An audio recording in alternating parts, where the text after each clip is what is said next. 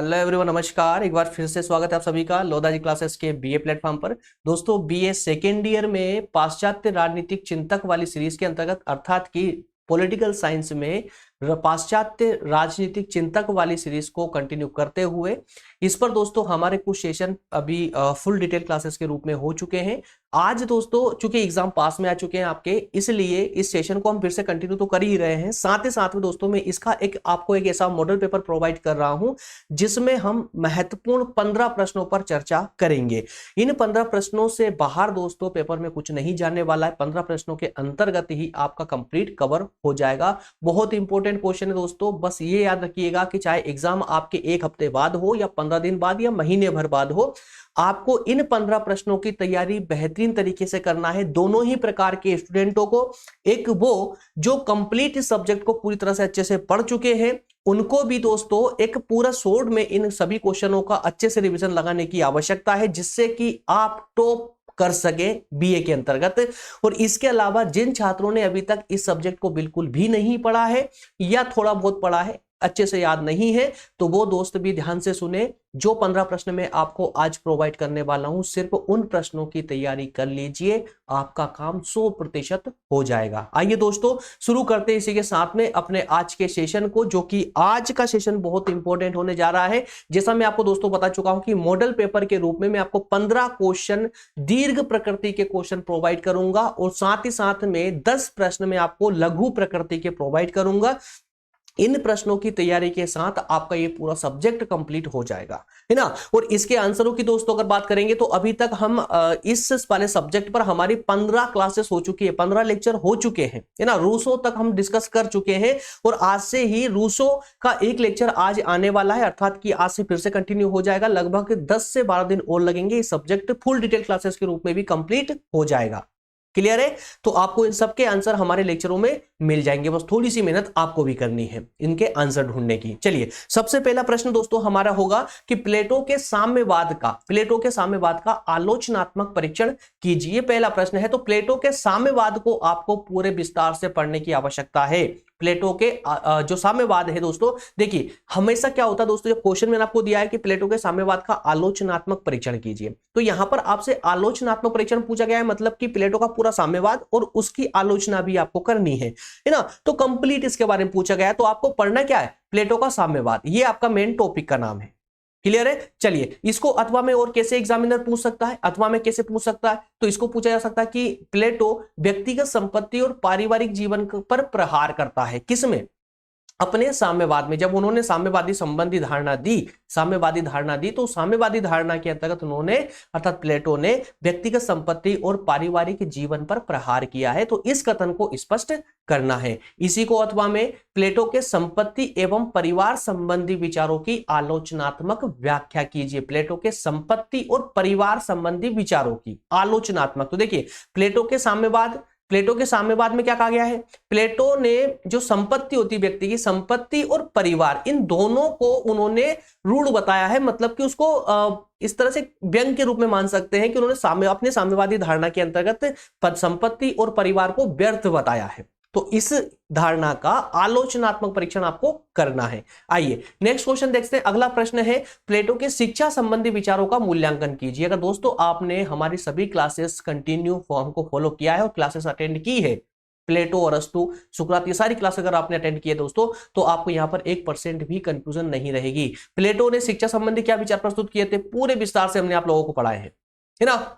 इसको अथवा में पूछा जा सकता है कि प्लेटो के शिक्षा संबंधी शिक्षा सिद्धांत का आलोचनात्मक परीक्षण, सेम क्वेश्चन है, कोई डिफरेंस नहीं है। प्लेटो का रिपब्लिक शिक्षा पर लिखा गया एक अनुपम ग्रंथ है। प्लेटो की जो पुस्तक है रिपब्लिक, ये शिक्षा पर लिखी गई एक किताब है। रूसो के इस कथन के संदर्भ में प्लेटो के शिक्षा सिद्धांत की समीक्षा कीजिए। क्लियर है ना। अथवा शिक्षा आत्मा के लिए संगीत और शरीर के लिए व्यायाम है। इस कथन के संदर्भ में प्लेटो के शिक्षा संबंधी विचारों का वर्णन और विवेचन कीजिए। तो प्लेटो की जो शिक्षा थी दोस्तों, उसमें शिक्षा में संगीत, है ना, किसके लिए, आत्मा को शुद्ध करने के लिए संगीत की आवश्यकता है और शरीर के लिए व्यायाम की आवश्यकता है। तो ये इनका जो शिक्षा का सिद्धांत है, ये संगीत और व्यायाम पर आधारित है। जिसका आपको क्लियर पूरा उसके जो है पूरा विस्तार से इसका वर्णन करने को कहा जा सकता है ना, दीर्घ प्रकृति के प्रश्नों में।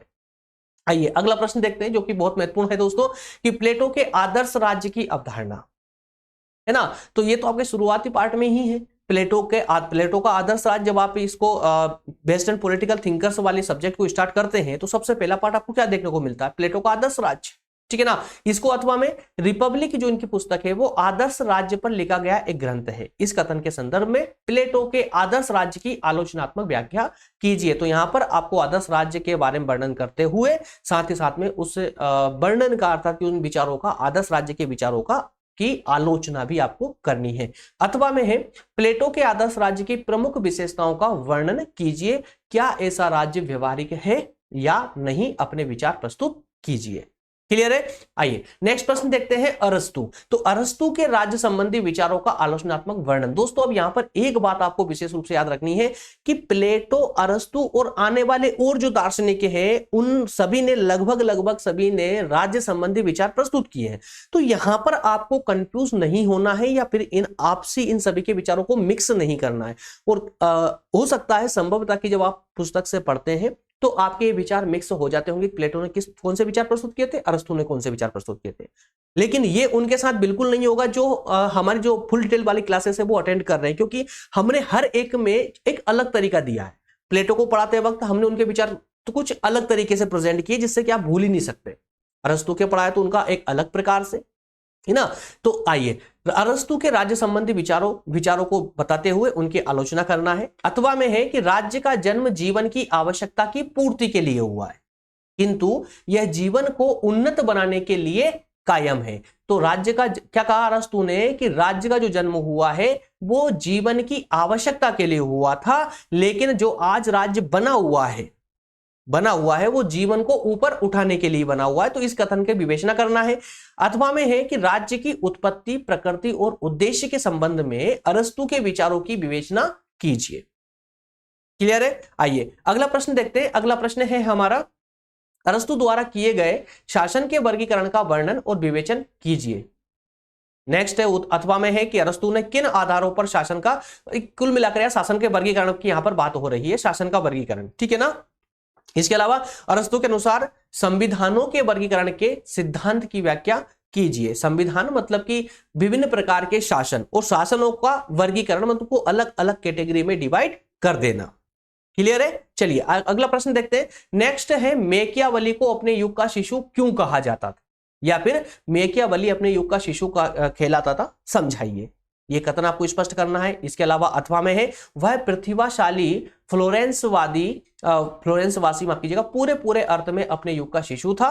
डनिंग के इस कथन की समीक्षा कीजिए। तो डनिंग ने कहा था कि जो मैकियावेली है वह प्रतिभाशाली और फ्लोरेंसवासी अपने युग का शिशु था। तो उन्होंने जो ये कथन कहा था इस कथन को स्पष्ट करना है। क्लियर है। अगला प्रश्न देखेंगे। नेक्स्ट प्रश्न है, मैकियावेली का दर्शन राज्य की सुरक्षा का दर्शन था। मैकियावेली का दर्शन राज्य की सुरक्षा का दर्शन था, ना कि राज्य का दर्शन।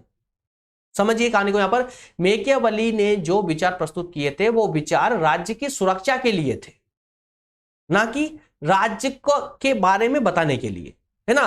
तो इसलिए कहा गया है कि राज्य की सुरक्षा का दर्शन था मैकियावेली का दर्शन, और ना कि राज्य का दर्शन था। इस कथन को स्पष्ट करके इसका परीक्षण कीजिए, सही है या गलत है। अपने विचार परीक्षण के अंतर्गत मतलब आपके कुछ विचार भी इसमें सम्मिलित करने होते हैं, ठीक है ना। अथवा में दिया गया है कि राजा के संबंध में मैकियावेली के विचारों की विवेचना कीजिए। मैकियावेली ने राजा के संबंध में क्या कहा है, ये विचार आपको बताने हैं। अथवा में पूछा गया है कि प्रिंस में मैकियावेली ने राजा की किन विशेषताओं का वर्णन किया है, समझाइए। मैकियावेली की जो पुस्तक है प्रिंस, उसमें राजा की कौन कौन सी विशेषताओं का इन्होंने वर्णन किया है। अगला प्रश्न देखेंगे दोस्तों। अगला प्रश्न है, होब्स के सामाजिक समझौता सिद्धांत संबंधी जो विचार है उनको समझाइए। तो थॉमस होब्स के जो सामाजिक समझौता का जो सिद्धांत है उसके बारे में यहां पर वर्णन करना है। अथवा में है, होब्स के संविदा का निर्माण विद्रोह के किसी भी औचित्य को नष्ट करने के लिए किया गया है।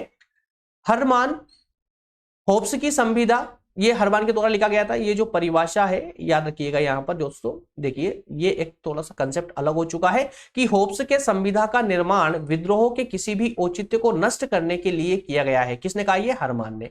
तो इस कथन को स्पष्ट करना है, या होब्स की संविदा संबंधी धारणा है ना, थॉमस होब्स की संविदा संबंधी जो धारणा है उसका आलोचनात्मक आपको परीक्षण करने को कहा गया है।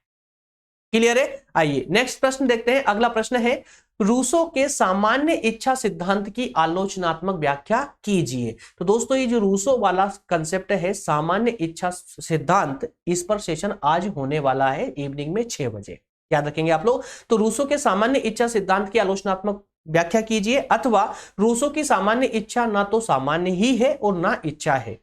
इस कथन के आधार पर सामान्य इच्छा के सिद्धांत की व्याख्या कीजिए। अथवा में इस प्रश्न को पूछा जा सकता है आप लोगों से कि रूसो के सामान्य इच्छा के सिद्धांत का विवेचन कीजिए। रूसो सामान्य इच्छा और सबकी इच्छा के बीच कैसे अंतर स्पष्ट करता है, समझाइए। क्लियर है? आइए अगले प्रश्न पर मूव करेंगे। प्रश्न नंबर 10 है, बेंथम के राज्य और कानून संबंधी विचारों की समीक्षा कीजिए। बेंथम के राज्य और कानून संबंधी विचारों की समीक्षा कीजिए, अथवा कानून, न्याय व्यवस्था और जेल सुधार के संबंध में बेंथम के क्या विचार है बताइए। या फिर दोस्तों नेक्स्ट प्रश्न है कि बेंथम के उपयोगीवाद में जे.एस. मिल द्वारा किए गए संशोधनों की व्याख्या कीजिए। तो बेंथम का जो उपयोगीवाद जो सिद्धांत था, उसमें जे.एस. मिल ने क्या संशोधन किए हैं ये बताना है आपको। मतलब ये कि जब जे.एस. मिल ने अपना सिद्धांत दिया था उपयोगीवाद का, है ना, तो उपयोगितावाद का, तो उस सिद्धांत को उन्होंने बेंथम के सिद्धांत को उठा करके उसको रिन्यू करके फिर से प्रेजेंट कर दिया था। तो उसमें क्या चेंजेस इन्होंने किए थे जे.एस. मिल ने, वही आपको बताना है। अथवा में है, स्पष्ट करें कि मिल का उपयोगितावाद बेंथमवाद का संशोधित संस्करण है। क्लियर है? अगला प्रश्न देखेंगे कि टी.एच. ग्रीन के उदारवादी आदर्शवाद का विवरण दीजिए। टी.एच. ग्रीन के उदारवादी आदर्शवाद, है ना, उदारवादी आदर्शवाद आप लोगों से यहां पर पूछा गया है। अथवा में दिया गया है कि राज्य के स्वरूप तथा कार्य क्षेत्र के विषय के ग्रीन के विचारों की विवेचना कीजिए। या फिर राज्य के कार्यों के संबंध में ग्रीन के विचारों की व्याख्या एवं विवेचना कीजिए। क्लियर दोस्तों? 12 प्रश्न हमारे कंप्लीट हो चुके हैं। नेक्स्ट प्रश्न है, प्रश्न नंबर 13 है, मार्क्स द्वारा प्रतिपादित इतिहास में आर्थिक व्याख्या की विवेचना करना है। कौन सी आर्थिक व्याख्या की? जो मार्क्स ने दी है, कार्ल मार्क्स ने, ठीक है ना। अथवा में पूछा गया है कि मार्क्स द्वारा की गई इतिहास की आर्थिक व्याख्या का सिद्धांत पुराना पड़ गया है, विवेचना कीजिए, है ना। मतलब यहां पर क्या है, पुराना पड़ गया, मतलब क्या है, इसका आलोचना करनी है, कुल मिलाकर के आलोचना करने को कहा गया है। अगला प्रश्न है, मार्क्स के वर्ग संघर्ष सिद्धांत का वर्णन या विवेचन कीजिए। तो वर्ग संघर्ष का सिद्धांत दिया था मार्क्स ने, उस सिद्धांत को पूरा समझाना है यहां पर। अथवा में पूछा जा सकता है कि मानव जाति का इतिहास वर्ग संघर्ष का इतिहास है, व्याख्या कीजिए। क्लियर है? नेक्स्ट एंड लास्ट प्रश्न है दोस्तों, संप्रभुता और संपत्ति के संबंध में लास्की के क्या विचार है बताइए। लास्की के क्या विचार है? अथवा में स्वतंत्रता, अधिकार और समानता संबंधी लास्की के विचार बताइए। या फिर लास्की के राजनीतिक विचारों का वर्णन कीजिए, या राजनीतिक दर्शन तथा लास्की के महत्वपूर्ण विचारों का आलोचनात्मक वर्णन कीजिए। इस प्रकार से ये अथवा में भी पूछा सकता है, जबकि इनका आंसर एक ही होगा, ठीक है ना। इनका आंसर आपको आसानी से दोस्तों किसी भी पुस्तक में मिल जाएंगे। और विशेष करके बता दूं मैं आपको कि जो एमपी वाले स्टूडेंट हैं, मध्य प्रदेश वाले स्टूडेंट है, वो स्टूडेंट इसे यशराज सीरीज से आसानी से इनके आंसर निकाल सकते हैं। यशराज सीरीज जो आती है दोस्तों, यशराज पब्लिकेशन, उस सीरीज से आसानी से इसके आंसर फाइंड आउट किए जा सकते हैं, क्योंकि इसमें अधिकतम जो डेटा हमारे द्वारा लिया जा रहा है वो यशराज सीरीज के माध्यम से लिया जा रहा है। क्लियर है? आइए ये दोस्तों, अब हम ये हुआ हमारा दीर्घ प्रकृति के प्रश्नों वाला पार्ट कंप्लीट, जिसमें हमने 15 महत्वपूर्ण प्रश्नों पर चर्चा की है। अब हम बात करेंगे इसी के 10 महत्वपूर्ण, अति महत्वपूर्ण और अति लघुत्तरी प्रकृति वाले प्रश्नों पर, जिसमें 10 प्रश्नों पर हम चर्चा करेंगे। पहला प्रश्न है, प्लेटो के न्याय सिद्धांत की विवेचना कीजिए। प्लेटो का न्याय सिद्धांत इसे बताना है, शॉर्ट में बताना है, ठीक है ना। प्रश्नों जो उसके माफ कीजिएगा, प्रश्न का जो अंक निर्धारित किए जाते हैं, उन अंकों पर निर्धारित होता है कि आपको कितना लिखना है।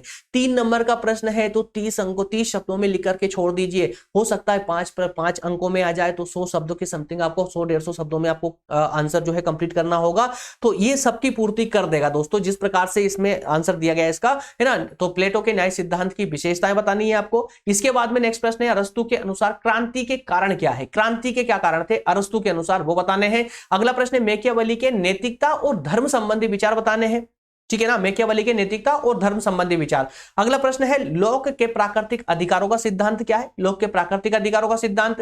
अगला प्रश्न देखने को मिलेगा कि रूसो का सामाजिक समझौता सिद्धांत, ठीक है ना। लगभग सभी सिद्धांत दिए गए हैं जो शॉर्ट प्रकृति में पूछे गए आप लोगों से। बेंथम के सुख दुख का वर्गीकरण।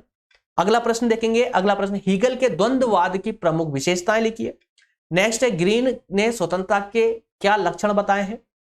अगला प्रश्न, वैज्ञानिक समाजवाद की अवधारणा, है ना, शॉर्ट में, कोई प्रॉब्लम नहीं। नेक्स्ट क्वेश्चन, नेक्स्ट लास्ट है, मार्क्सवाद को लेनिन की क्या देन है, मतलब मार्क्सवाद में लेनिन ने क्या न्यू किया, क्या चेंजेस किया है, क्या देन है, ये आपको बतानी है दोस्तों। इस प्रकार से हमारे 10 प्रश्न अति लघुत्तरीय प्रकृति के भी कंप्लीट होते हैं। मिलेंगे किसी और नेक्स्ट मॉडल पेपर के साथ में दोस्तों।